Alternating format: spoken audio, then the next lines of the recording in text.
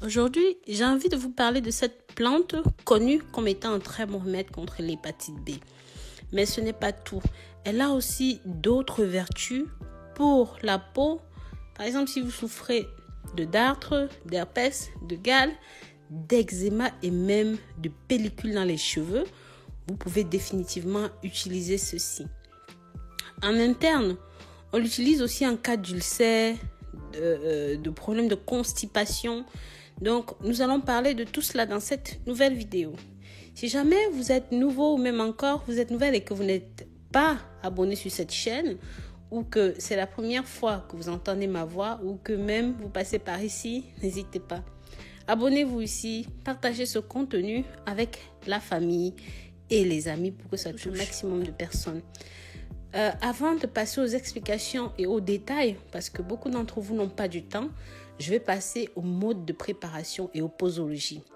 Par exemple, si vous avez de la dartre sur la peau, vous avez de la dépigmentation sur la peau, vous avez des mycoses, des infections, de l'impétigo, de la teigne, des taches de l'ota, des ulcères, du psoriasis, de l'érythème sur les fesses des bébés.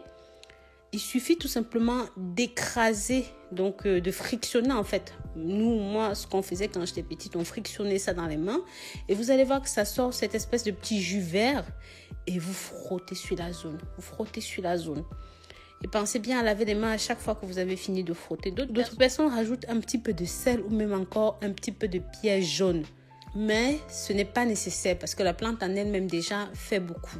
Donc vous allez utiliser ça 2 fois par jour et vous allez vous rendre compte qu'au bout de 3-4 jours, vos imperfections de la peau, vos problèmes de pellicule de cheveux, votre dartre, vos mycoses, votre teigne, oui, les ulcères, tout ça disparaissent. Et là, je ne vous parle pas de quelque chose de théorique, mais je vous parle de quelque chose que j'ai vécu quand j'étais petite et je peux définitivement le témoigner parce que sur beaucoup de forums, vous allez voir des gens qui disent que cette plante ne fonctionne pas. Cette plante fonctionne, donc je vous rassure là-dessus, vous pouvez définitivement l'utiliser. Maintenant, en ce qui concerne les hépatites, donc hépatite B, hépatite A, hépatite C, beaucoup de commentaires, beaucoup de personnes, beaucoup de scientifiques notamment, disent que l'utilisation de cette feuille n'est pas prouvée pour soigner l'hépatite B.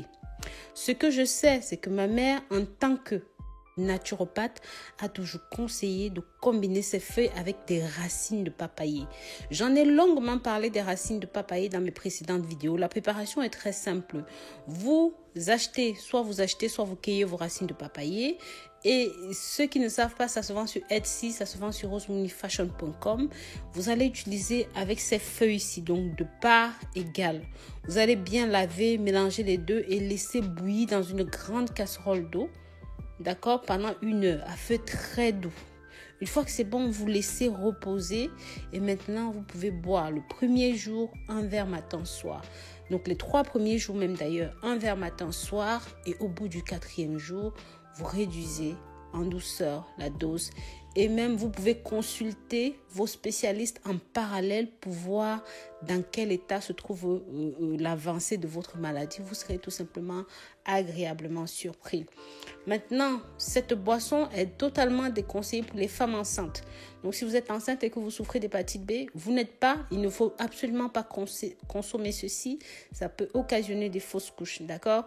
Donc, voilà. Vous pouvez faire quelques recherches là-dessus.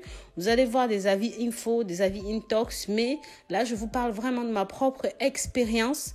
Et croyez-moi, en termes de plantes, je m'y connais un paquet. Vous voyez, donc quand je donne vraiment mon avis sur une plante comme celle-ci, ça veut dire que ça vaut le détour, ça vaut le coup d'être trouvé. Surtout que c'est une plante qui pousse seule. Dans les pays comme le Cameroun, ou même la Martinique, des pays comme ça, c'est des plantes qui poussent carrément seules, au bord des maisons, dans les petits champs à côté, la Guyane. Il y a ces plantes un petit peu partout dans ces zones-là. Et quand vous ne les trouvez pas, ça s'appelle Cassia alata. Vous pouvez avoir ça directement, soit sur Amazon. Les Indiens, les Chinois appellent ça ngom, la plante de ngom. Les Africains appellent ça la plante du dartrier. Donc, ça a beaucoup de petits noms. Mais en gros, c'est une plante qui fonctionne définitivement et je vous invite à l'essayer.